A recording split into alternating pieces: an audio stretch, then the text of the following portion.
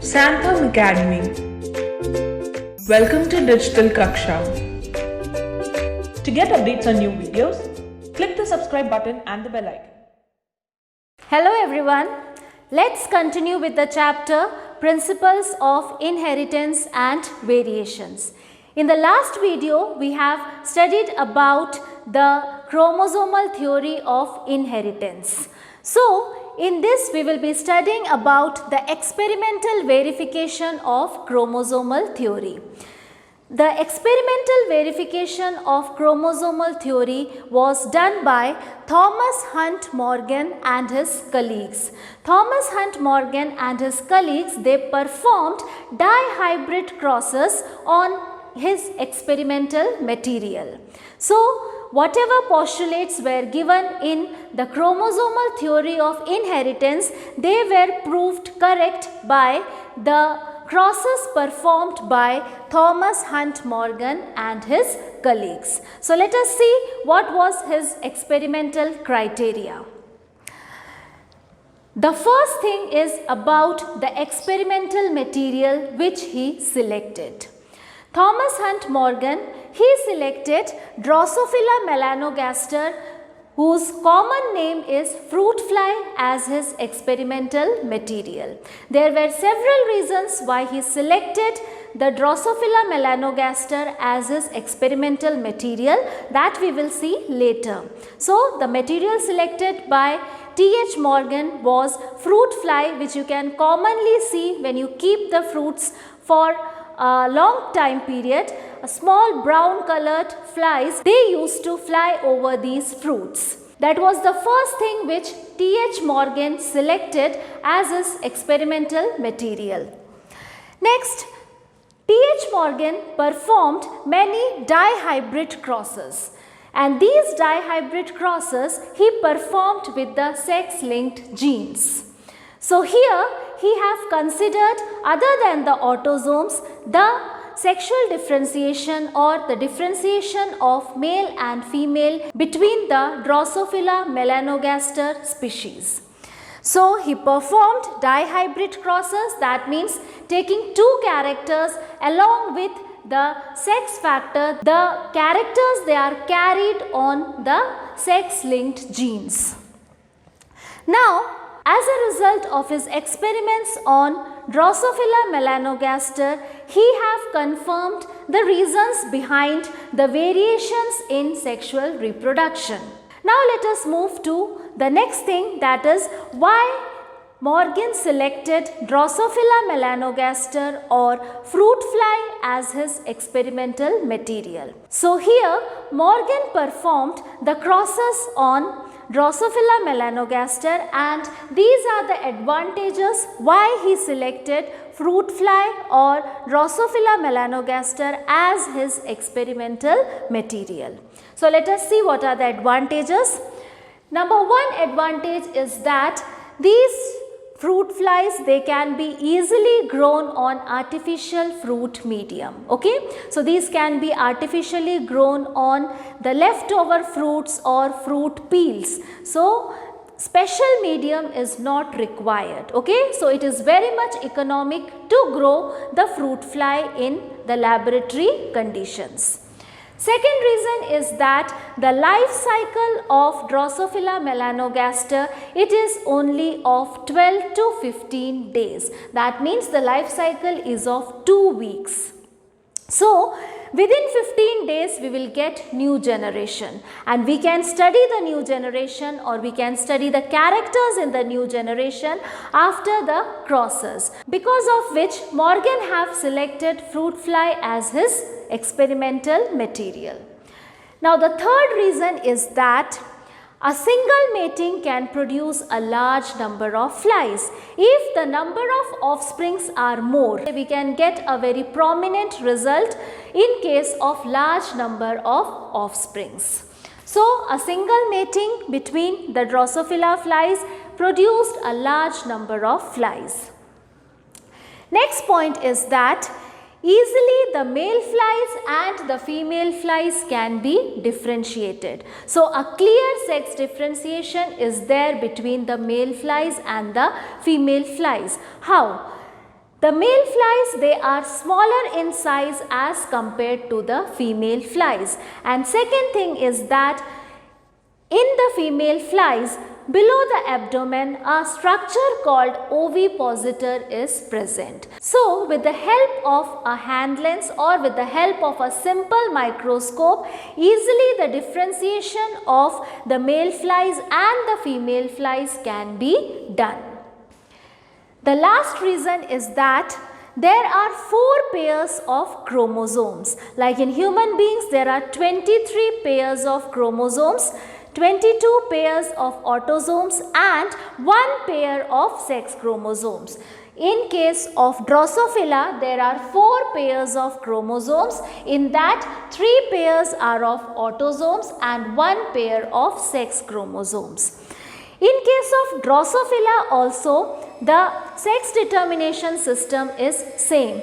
That means in sex chromosomes, the X and X together, they will be coding for the female, and in case of male, the X and Y chromosomes are present. The same case is there in case of human beings also. In female, homogametic condition is there. That means X and X are there in case of female, while in case of male, heterogametic condition is there. That means both the chromosomes are different. So same case is there in case of Drosophila.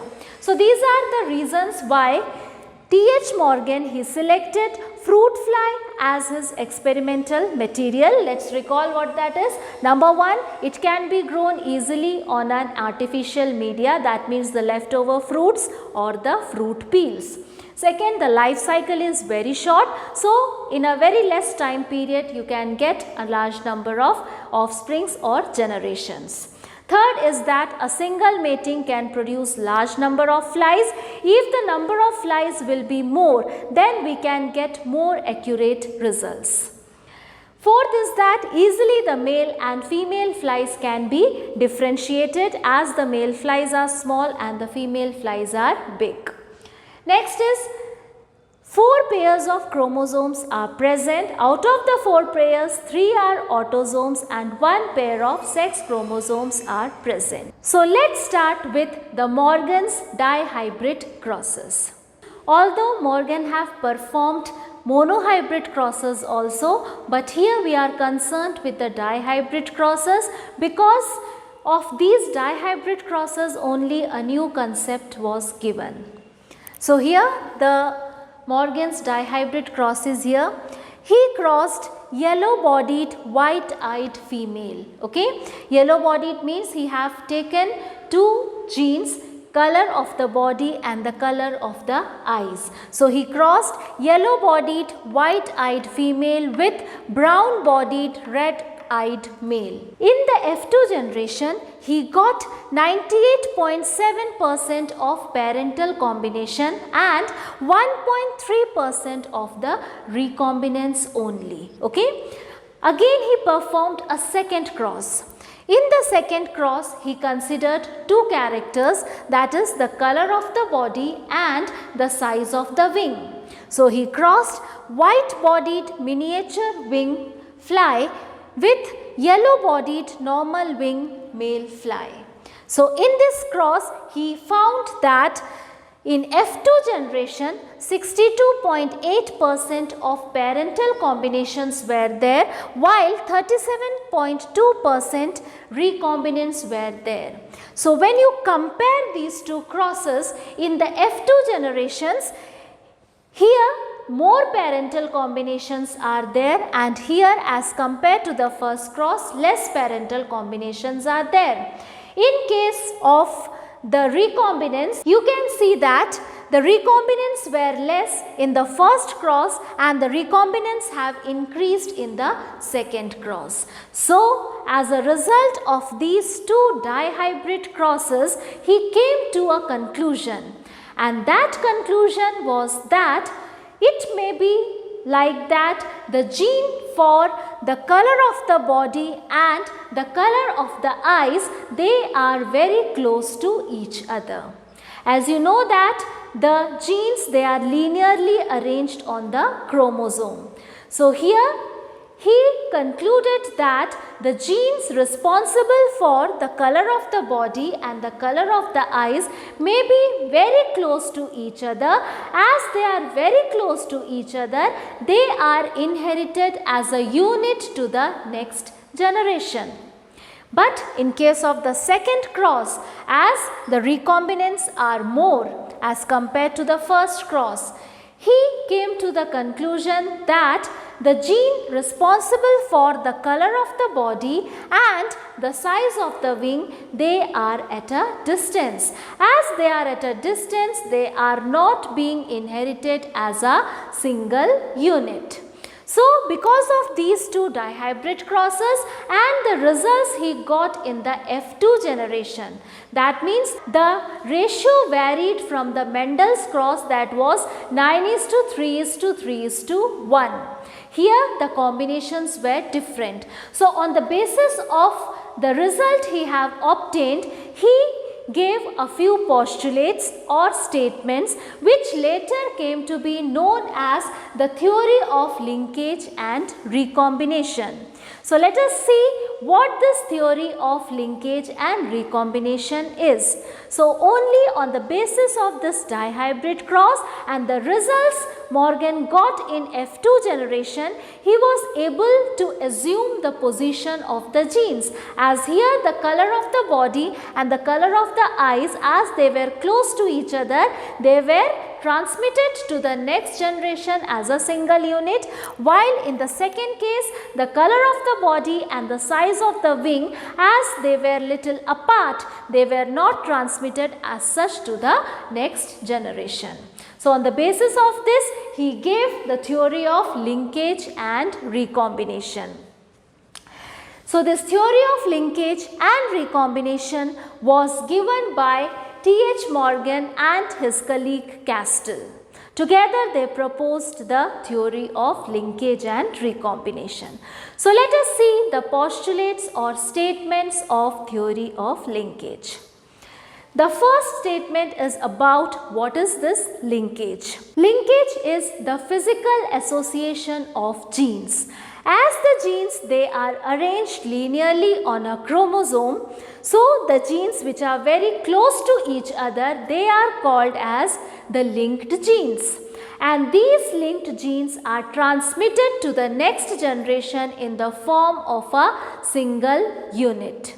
So, whatever similarities are there between the offsprings and the parents, that is because of the linked genes, as they are transmitted as such to the next generation in the form of a single unit. So, that was the first statement about what is a linkage. So, it is simply the physical association of genes on a chromosome, and these linked genes, they are transmitted as a single unit to the next generation. So, here the second statement is same, linked genes are inherited as a single unit. It is the reason for the similarities between the parent and the offsprings. Now coming to the next statement, that there is a tendency to maintain parental combination except the crossovers. As the linked genes, they are transmitted to the next generation in the form of a single unit. So, the parental combination is being maintained. Means the offsprings, they resemble the parent. But wherever the crossovers are there, as you have studied that in case of meiosis, the crossing over phenomena, it occurs in the Pachytene stage. So, whenever the crossing over is there, means whatever variations are there in the offspring, that are due to the result of crossing overs in the Pachytene stage. So, here the similarities are due to the linked genes and the variations are due to the recombination which is occurring in the Pachytene stage of meiosis. Now, let us move to the next statement, the strength of linkage is inversely proportional to the distance between the genes.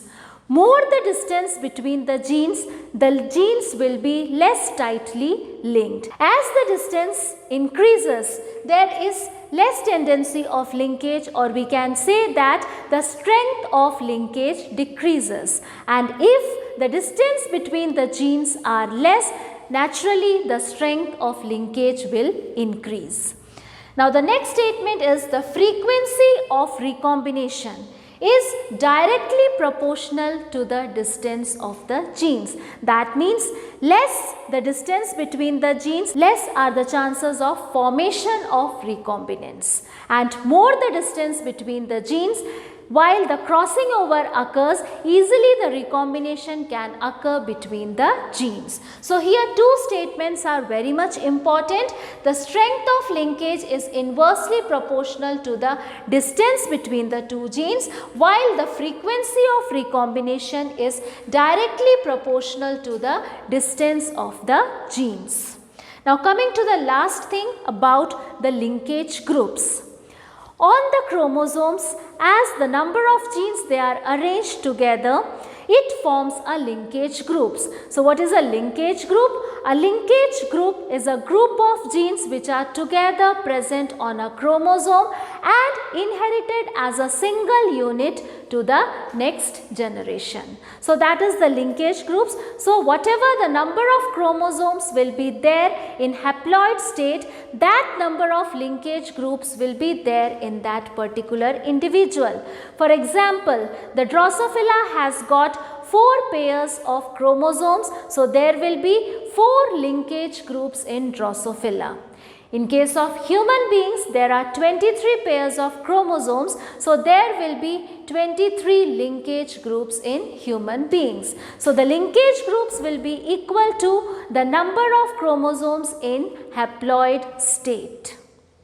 So these were the postulates of the theory of linkage and recombination. In this class, we have studied about the experimental verification of chromosomal theory of inheritance. Then we have studied why Morgan took Drosophila melanogaster as his experimental material.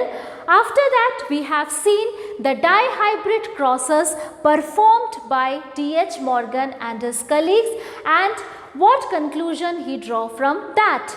He have seen that the parental combination and the recombinants, they used to differ in different dihybrid crosses. So on the basis of the results of his dihybrid crosses and whatever results he have got in parental combination and in recombinants, he and his colleague Castell gave the theory of linkage and recombination. So here we have discussed the postulates or statements of theory of linkage and recombination. I hope the concept of linkage is clear to all of you. So meet you in the next video. Bye-bye and take care. Thanks for watching. If you like this video, make sure to like, share and subscribe for more.